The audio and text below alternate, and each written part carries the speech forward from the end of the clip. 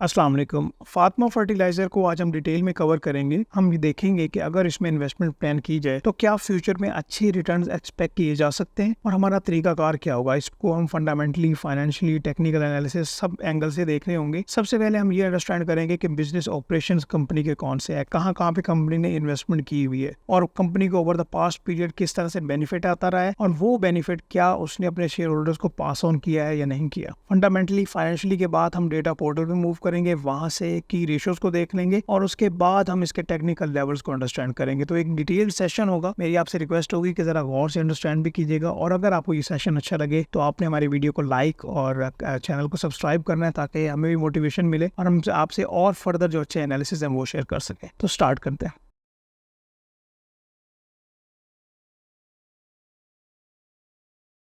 जैसे कि मैंने इंट्रोडक्शन में बताया, सबसे पहले हम बिज़नेस को अंडरस्टैंड करते हैं, इसकी क्या कोर एक्टिविटीज़ हैं और ऐसे कौन से फैक्टर्स हैं जो कि इस कंपनी को इन्वेस्टर्स के लिए स्पेशल बनाते हैं। अगर आप अपनी वेल्थ को इंक्रीज़ करना चाहते हैं तो क्यों ये कंपनी मैं रिकमेंड कर रहा हूँ, पहले हम ये अंडरस्टैंड करते हैं। उसके बाद पाकिस्तान स्टॉक एक्सचेंज के डेटा पोर्टल पे जाएंगे और अंडरस्टैंड करेंगे कि इसकी प्रीवियस हिस्ट्री किस तरह से रही है एंड देन हम टेक्निकल से मूव करेंगे। और अगर आप इसकी न्यूज़ को सर्च आउट करें तो आपको ये क्लियर पता चलेगा कि इसके बारे में पॉजिटिव न्यूज़ ही हैं, चाहे इसकी परफॉर्मेंस हो, इसके अलावा चाहे अभी रिसेंटली इन्होंने जैज़ कैश के साथ एक कोलैबोरेशन की गई, ये जो पेमेंट्स है एग्रीकल्चर को लेके उनको डिजिटलाइज करें, तो काफ़ी ज़्यादा पॉजिटिव न्यूज़ हैं इसको लेके। और ओवरऑल इस पर्टिकुलर सेक्टर में इसका पोजीशन कहाँ पे बनती है उसको भी हम डिस्कस कर रहे होंगे। देखें, अगर आप इनकी वेबसाइट पे हैं तो आपको ये पता होना चाहिए कि हम यहाँ पे फातिमा ग्रुप की बात कर रहे हैं और फातिमा ग्रुप में जो होल्डिंग कंपनी है वो है फातिमा फर्टिलाइज़र। उसमें उसकी होली ओन सब्सिडरीज भी हैं जिनको वो पूरा होल्ड करते हैं ऐसी कंपनीज, और कुछ में उनकी इन्वेस्टमेंट भी है।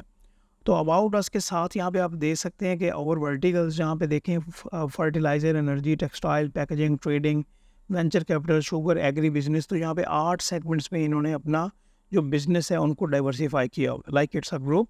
जिस तरह के एक बहुत अच्छी कंपनीज होती हैं, जब उनको प्रॉफिट्स हो रहे हो तो वो आप पे आगे एक्सपैंड करते हैं।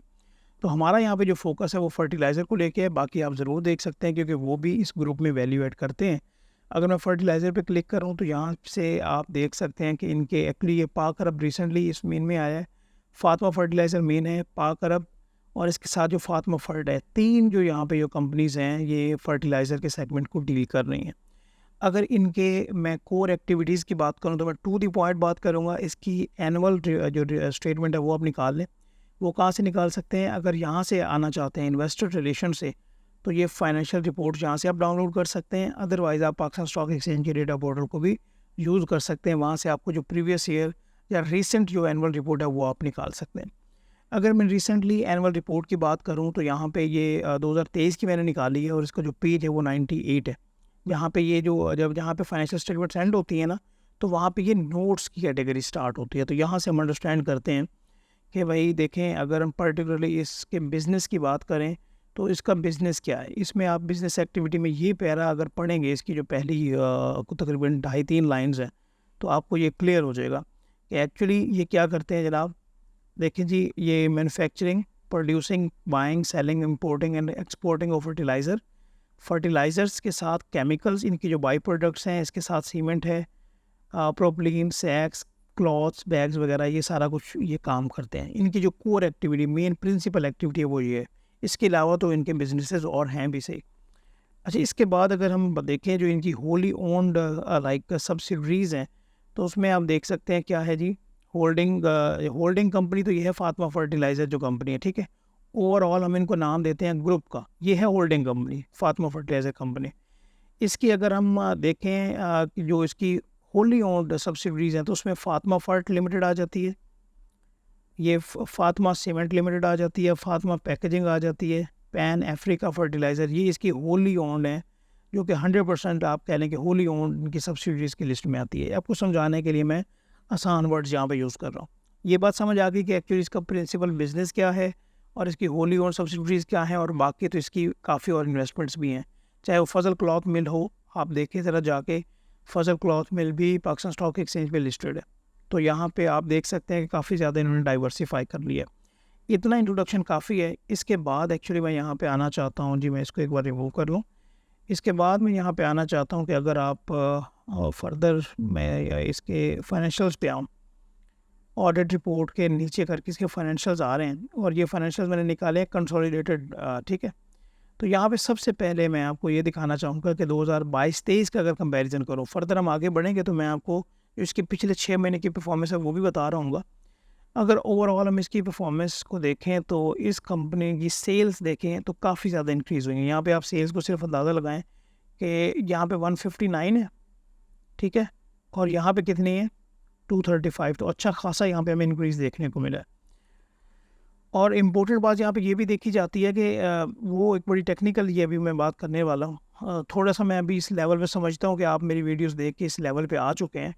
अच्छा, पिछले साल जिस रेशियो से यहाँ पे सेल इंक्रीज़ हुई है, यहाँ से आप देखें कि इनकी जो कॉस्ट ऑफ डिस्ट्रीब्यूशन कॉस्ट है वो इतनी ज़्यादा इंक्रीज़ नहीं हुई। मतलब पिछली क्या थी कि 160 के पे जब इनकी सेल्स थी तो इनकी डिस्ट्रीब्यूशन कॉस्ट कितनी थी भला, 8 पे थी, और अगर हम अभी देखें तो वो है 10.5 पे। तो ये काफ़ी रीज़नेबल है कि इन्होंने डिस्ट्रीब्यूशन कॉस्ट को भी इंक्रीज़ नहीं किया। इसके अलावा जो इनको अदर इनकम आ रही है, इसका ये 37 नोट में आप जाके अगर आप डिटेल देखना चाहें तो देख सकते हैं कि इसमें भी हमें काफ़ी ज़्यादा इजाफा देखने को मिला है।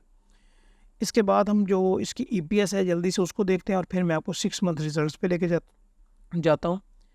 EPS का देखें, अगर प्रॉफिट फॉर द ईयर है तो वो उसमें डबल तो मैं नहीं कहूँगा, लाइक 70% से ज़्यादा इंक्रीज़ था। और फिर अर्निंग पर शेयर आप देख लें कि पिछले 2022 में earning per EPS earning per share 7 पे थी और अभी ये 11 के पास है। अभी जो 2024 की एनुअल रिपोर्ट है वो आएगी तो आप यहाँ पे देखेंगे कि ये वाली जो पर्टिकुलरली ये 10.96 पे है वो हमारी एक्सपेक्टेशन के मुताबिक 12+ पे होगी, ठीक है। तो ये अभी मैं बड़ा एक रीज़नेबल आपको ये जजमेंट दे रहा हूँ जो मेरा अपना एनालिसिस है। अच्छा, इसके बाद अभी आप क्या है कि जो रिसेंटली इसकी 6 महीने की है ना रिकॉर्ड वो आप निकालेंगे, वो भी आपको इनकी वेबसाइट से भी मिल जाएगा और पाकिस्तान स्टॉक एक्सचेंज के डेटा पोर्टल से भी मिल जाएगा। इसमें सबसे पहले मैंने क्या किया कि जो फ्यूचर आउटलुक होती है, डायरेक्टर रिपोर्ट होती है, आपने इसको पढ़ना है। ये 1.5 पेज की बात है और इसमें आप समझ लें कि एक इन्वेस्टर जो है ना उसके लिए ये एक टू द पॉइंट बात है। अच्छा, यहाँ पे ये एनालिसिस पढ़ने वाला है कि अगर इनके हम पिछले 6 महीने की प्रोडक्शन और सेल्स को ज़रा कंपैरिजन में लेके आएँ तो वो किस तरह से होगा। ये हमारे पास जनाब प्रोडक्शन की अलाइनमेंट है और यहाँ से लेके ये हमारे पास सेल्स का कंपैरिजन है। इसको भी हम 1 बाय 1 देख लेते हैं। अच्छा, यहाँ पे देखिएगा कि अगर हम 2023 की बात करें तो ओवरऑल जो प्रोडक्शन है, चाहे इनके जो मेन प्रोडक्ट हैं NP, CAN, यूरिया, ये एक्चुअली इसमें काफ़ी ज़्यादा इनकी है वो इनपुट है। तो पिछले जो 2023 के जो 6 महीने थे, फर्स्ट 6 मंथ से, उनमें इनकी जो प्रोडक्शन थी वो कितनी थी। यहाँ पे ये देख लें कि ये M टन्स की हम बात हो रही है, ये तकरीबन 1100 के पास थे और अभी इन्होंने 1400 को एक्सीड किया। ओवरऑल टोटल 1100 के पास और यहाँ पे DAP और इम्पोर्टेड यूरिया को मिला के 1500 से ज़्यादा एक्सीड किया। तो ये एक बहुत बड़ी प्लस पॉइंट है। ओवरऑल अगर हम सेल्स की बात करें तो ये 2023 में 1181 पे था और ये 1081 पे है, तो इसमें इतना कोई डिफरेंस नहीं है। ओवरऑल क्योंकि इनकी जो सेल्स प्राइस है वो भी बढ़ी और सेल्स प्राइस और जो भी टैक्स का बर्डन था वो उन्होंने एंड कंज्यूमर पे डाल दिया, खुद कंपनी को नुकसान नहीं हुआ। ये एक प्लस पॉइंट है। मुझे ना आप कमेंट में ज़रूर बताया करें कि आपको ये बातें समझ आ रही हैं या मुझे और सिंप्लीफाइड तरीके से आपको बताना है। इसके बाद फर्दर वही जो हमने बातें डिस्कस की हैं जी, देखें जी इनका जो रेवेन्यू है, ओवरऑल जो सेल्स हैं वो 28% से इंक्रीज़ किया है। अभी हम सेल्स का भी एनालिसिस कर लेते हैं, यहाँ पे ये हमारे पास अवेलेबल है, ठीक है। पहले हम स्टैंड अलोन फातिमा फर्टिलाइज़र को देख लें तो यहाँ पे हमें ये पता चलता है कि 2023 के पहले 6 महीने और 2024 के पहले 6 महीने क्या रहे हैं। इनके रेवेन्यू की बात करें तो ये तकरीबन 84,000 मिलियन इनका रेवेन्यू था और अभी क्या है रेवेन्यू 1,07 मिलियन क्रॉस कर गया। तो यहाँ पे हम देखें अच्छा खासा है। EPS पहले 6 महीने की 2023 में 2.4 पे थी और EPS 2024 में पहले 6 महीने की 6.3 पे है। इसी बेसिस पे मैंने आपको बताया कि अभी ये पहले 6 महीने की है और आगे जो हमें रिजल्ट्स मिलने वाले हैं वो और ज़्यादा बेहतर होंगे और ये 12 से एक्सीड करेगी और अल्टीमेट इसके बेनिफिशियरी कौन होंगे, इनके शेयर होल्डर्स होंगे। ये बात समझ आ गई।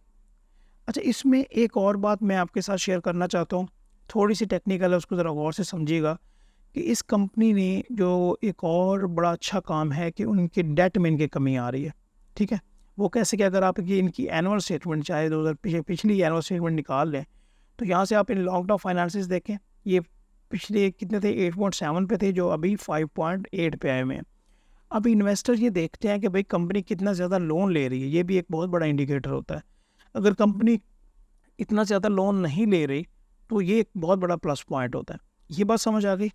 अभी हम पाकिस्तान स्टॉक एक्सचेंज के डेटा पोर्टल पे जाते हैं और ये वो आप कंपनीज देख रहे हैं जो कि यहाँ पे, एक सेकंड मुझे दीजिएगा, अगर मैं यहाँ पे फर्टिलाइज़र की सेगमेंट निकालूँ तो यहाँ पे आप वो कंपनीज देख रहे हैं कि जो कि पाकिस्तान स्टॉक एक्सचेंज पे लिस्टेड हैं और वो ये फर्टिलाइज़र के बिज़नेस के साथ एसोसिएटेड है।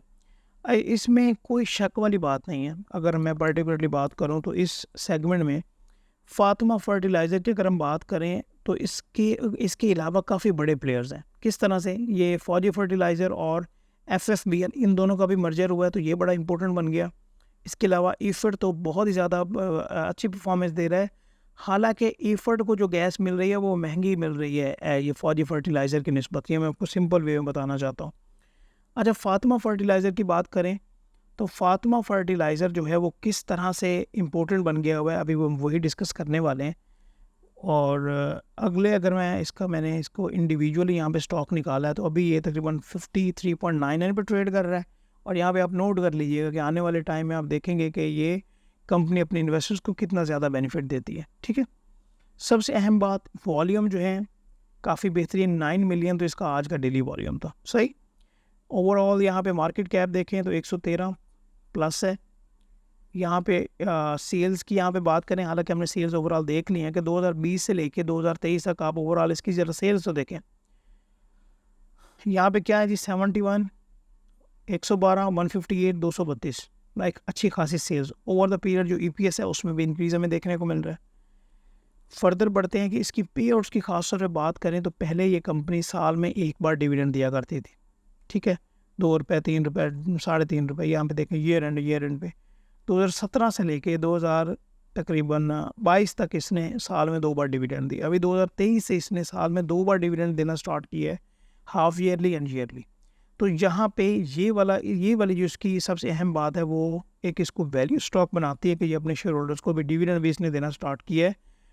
अभी हम पर्टिकुलरली यहाँ पे ये देख लेते हैं कि अगर इसकी मैं ओवरऑल इंडेक्स के साथ मैच करूँ कि KSE 100 इंडेक्स ने कैसे परफॉर्म किया और ये कंपनी किस तरह से परफॉर्म करती आ रही है, तो ओवरऑल अगर मैं पिछले 12 महीने का जायज़ा लूँ तो इस कंपनी ने इंडेक्स के साथ साथ रही है और अभी बीट भी की है।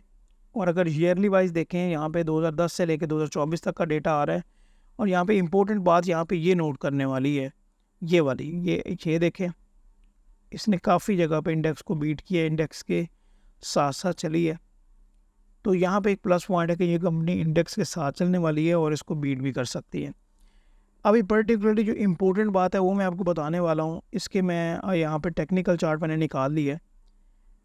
मैंने आपको क्या कहा था, टेक्निकल्स में जो इन्वेस्टर्स होते हैं वो टेक्निकल्स को इतना ज़्यादा उस तरह से नहीं देखते, बट कुछ चीज़ें देखने वाली होती हैं, वो मैं आपको बता देता हूँ। एक तो इसके वॉल्यूम्स आपने देखने हैं कि अभी देखें इसके वॉल्यूम जो हैं वो आना स्टार्ट हो गए हैं, यहाँ पे करके वॉल्यूम्स इसके आना स्टार्ट हो गए। दूसरी बात, कोई भी टेक्निकल हो, आपने सबसे पहले चार्ट को देख के ये आइडेंटिफाई करना है कि क्या मार्केट प्लेयर इस शेयर को, इस स्टॉक को क्या ऊपर लेके जा रहे हैं या ऊपर लेके नहीं जा रहे, वो मैं कैसे पता चलेगा। ये अभी चार्ट मैंने निकाला हुआ है डेली बेसिस का। यहाँ पे आप वीकली पे क्लिक करेंगे। वीकली चार्ट पे देखा जाए तो हमारे पास तकरीबन कोई 3 से 4 साल का डेटा एक चार्ट पे आ जाता है, तो यहाँ से अच्छी इंडिकेशन हो जाती है। अगर आप यहाँ से ओवरऑल ट्रेंड इस्टेब्लिश करने की कोशिश करें, सितंबर 2023 एक साल से यहाँ से अगर मैं ट्रेंड अगर आप इस्टेब्लिश करने की कोशिश करें तो ये स्टॉक यहाँ से प्रॉपर अप ट्रेंड में है वीकली बेसिस पे। तो यहाँ से हमें ये अंडरस्टैंडिंग होती है, कोई टेक्निकल्स की हम टेक्निकल गुफ्तगू नहीं कर रहे, यहाँ से हमें ये अंडरस्टैंडिंग होती है कि अभी जो मार्केट प्लेयर्स हैं यहाँ पे इस पूरे एक साल में इसके वॉल्यूम्स भी देखें और पिछले भी यहाँ पे ये वॉल्यूम देखें। ये वॉल्यूम्स यहाँ पे अच्छे हैं, इसका क्या मतलब है। और यहाँ पे ये जो स्टॉक है ये भी अप ट्रेंड में जा रहा है, इसका मतलब ये है कि मार्केट प्लेयर इस स्टॉक को ऊपर लेके जाना चाह रहे हैं। ये बात बहुत इंपॉर्टेंट है।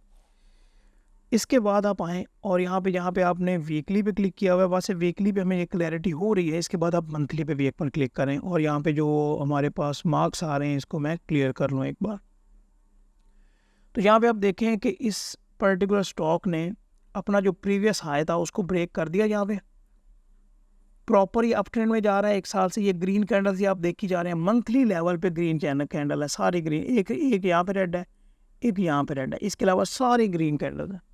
इसका क्या मतलब है कि इस स्टॉक में मैं पोजीशन लेने के लिए तैयार हूँ, मैं अगर अपनी बात करूँ, और लॉन्ग टर्म के लिए पोजीशन लेने को तैयार हूँ। एक तो इनकी सेल्स कॉन्टीन्यूसली इंक्रीज़ कर रही हैं, ईपीएस इंक्रीज़ कर रही हैं, डिविडेंड पेइंग स्टॉक बन गया है, वैल्यू स्टॉक बन गया है, काफ़ी और ज़्यादा वर्सटाइल बिजनेसेस हैं। तो यहाँ पे मैं टेक लेना चाहता हूँ, और मेरे यहाँ पे अगर मैं नेक्स्ट 2 to 3 ईयर्स या 5 ईयर्स की बात करूँ तो यहाँ पे मुझे अच्छे खासे रिटर्न्स, ट्राई-फोल्ड रिटर्न्स मुझे आने के चांसेस हैं। डिविडेंड तो आ ही रहा है, साथ जो यहाँ पे मुझे शेयर प्राइस में इजाफा देखने को मिलेगा वो मुझे लगता है कि काफ़ी ज़्यादा होगा। उसकी क्या रीज़न है, एक और इंडिकेशन मैं आपको बताना चाहता हूँ कि दोबारा आप ये इसके यहाँ पे आएँ, और यहाँ पे आप देखें कि ये वाली जो पर्टिकुलर कंपनी है, अभी इसकी जो मार्केट कैप है वो है 113 बिलियन।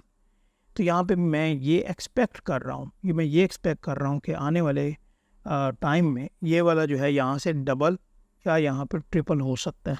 ये भी आपने देखना है कि अगर मार्केट कैप डबल या ट्रिपल होगी तो फिर ये आपको बेनिफिट होगा।